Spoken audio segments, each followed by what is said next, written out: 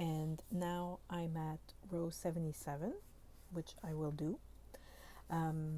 Now, since I've been using the mandala tweed stripes, it does have a little bit more yardage than the Caron cake, but not that much more. So I decided to stick with the amount of rows from this pattern based on the Caron cake size. So I will proceed to do row 77. We were on the increasing edge, the increasing side, right?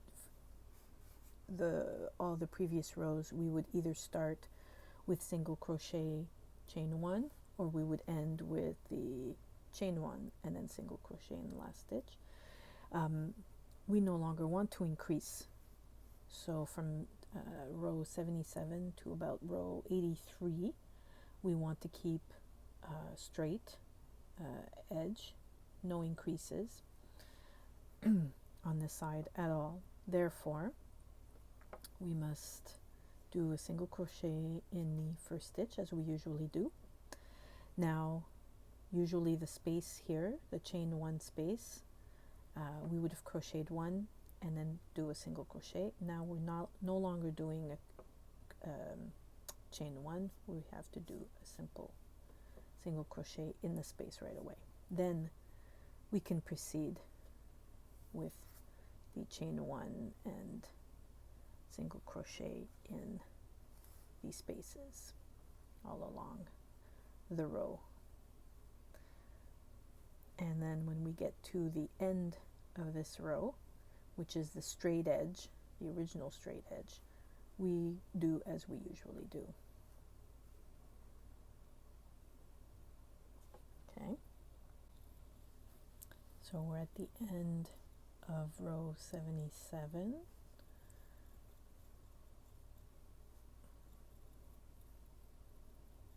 And single crochet in the last stitch. Okay, now we're going to begin row 78 as usual. Now, space right away, we need to crochet in that space, single crochet, chain 1, single crochet, chain 1. And at the end of this row, usually we would be increasing, but now we're not increasing, correct? So here you've got your 2 stitches at the end. You've got your single crochet here and your single crochet here. So we're not increasing, right? So we would just do a 1 single crochet and then we just single crochet in not chain 1, I mean, and then single crochet in last stitch, and that's it. Okay, then row 79, chain 1 and turn. And again, because we are not increasing on this side for a while, on this edge we're proceeding the same way as the other edge. So we do a single crochet in the first stitch and right away another single crochet in the space.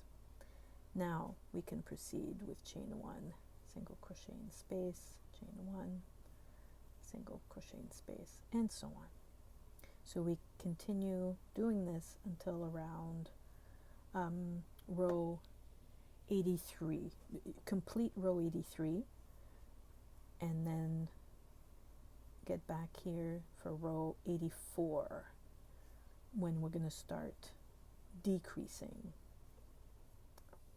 Okay, so we're back at, I just finished row 83. Okay, so this is row 83 and I will be beginning my row 84. So as you see, this section here, this was the straight edge, and as of now we increased here, and from now on we'll be decreasing. We begin row 84 as usual, single crochet in the first stitch and in the first space, chain 1, single crochet in chain 1 spaces, chain 1, single crochet, and so on. So we're nearing the end of this row, which is row 84. So I'm almost at the end. I just want to show you on the chart. Okay, we started with row 84. We proceeded with the chain 1 and single crochet in the chain 1 spaces as usual. Now when we get to the end of the row, okay, the previous row you'll have the 2 single crochets in a row like this. These are the 2 that you want to crochet together. So you need to do 2 single crochet together. That's the symbol for 2 single crochet together, or SC2 together in the written instructions. Okay, so that's what we want to do.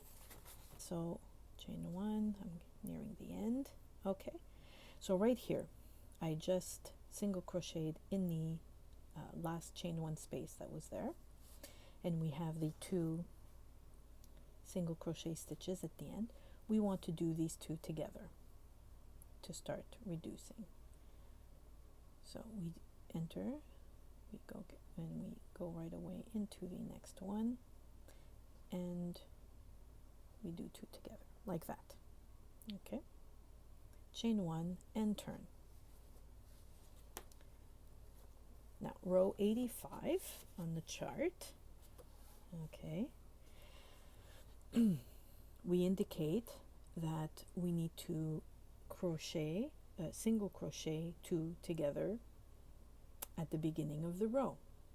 Now since I always begin my first stitch in the actual first stitch, we need to include that one in the single crochet 2 together. Okay, that means that we need to insert the hook into the first stitch like that, and then into the second stitch, and then we crochet both together. Okay, now the following stitch is actually that space, the chain 1 space, and as indicated in the chart, in the pattern, you have to single crochet into that space right away, and from here on you do the chain 1 and then single crochet in the space, chain 1, single crochet in the space. So we proceed that way, always decreasing at the end and at the beginning of the rows on this side of the scarf. Okay, so at the end of row 86, as indicated in the chart, we need to crochet 2 stitches together. So here I'm here, so I already chained 1. I'm going to single crochet in the space, and what I have left are 2 stitches at the end of the row. We see them, see this one there, and the last one. Do not forget this last one, please. It doesn't look too much like a stitch because it's the 2 work together, so it's a bit compact there. It's a bit a little bulkier than regular stitch, but you need to work these 2 together. Okay, so we enter there and like that, and by working that stitch, the little notch that was there sort of tightens up, and then you don't see it anymore. So which means that all along this side, as you're reducing, the edge will be straight. Okay, you should not be seeing a marked bump. Chain 1 and turn, and now this would be row 87. Okay, and again we need to begin the row with 2 single crochets together like this. Okay, then the space, we need to single crochet into that space, and now we proceed as usual. Chain 1,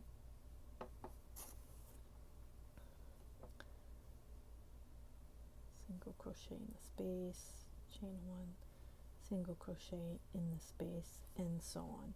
You continue that way for all until the end. Continue reducing at the beginning and at the end of each row on this edge, on this side, all the way through until you get to the end, which SC2 together, the last stitch, and then fasten off. And then after that we'll proceed to the making of the I-cords.